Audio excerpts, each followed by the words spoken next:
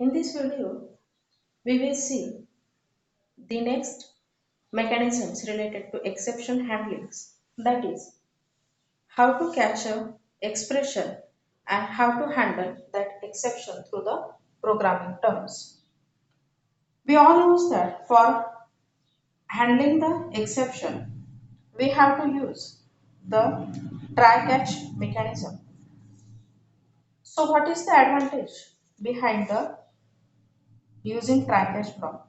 The advantage of using try and catch keywords is that it fixes the errors and prevents the program from terminating abruptly. Means, for example, you are running any program and you are entering the numbers more than 50, which is the limit you have provided in a program. Then in such a case, it may happen that due to excess numbers, means more than 50 numbers you are trying to enter, system will or the program will close automatically without giving any message.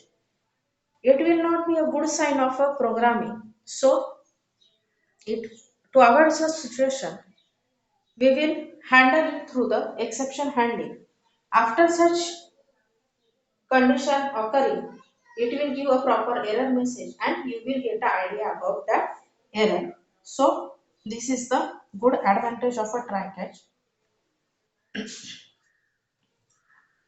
To handle exception, we have to throw the exception object, and for that, to throw the exception object, we have to go in the program through these mechanisms, like we have to use the try block, and that is nothing but these are the statements that causes exception, and catch is nothing but a statements that handle the exception. Okay, so this is the basic mechanism by following which we will accomplish our exception handling task. Now, we will directly see how to handle an exception through a program. For that, we will write one class, that is, for example, try catch test or try catch demo, whatever name you want to give it to the class. For example, that class, then we will start writing this with the help of a main method, that is the public static void main in bracket string a.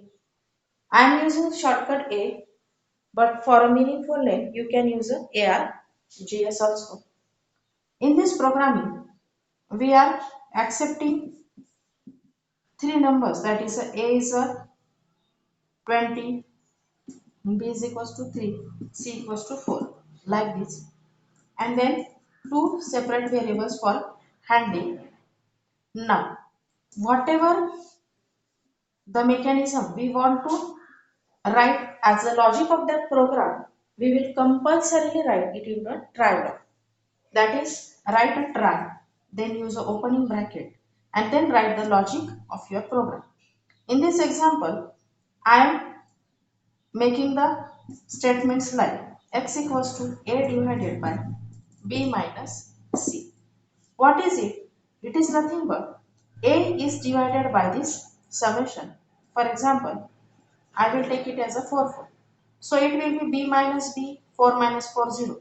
Means a is having the 0 at its divider, and we all know that divide by 0 is a uh, exception, means this case cannot be handled with the programming because it takes user into an infinite loop condition.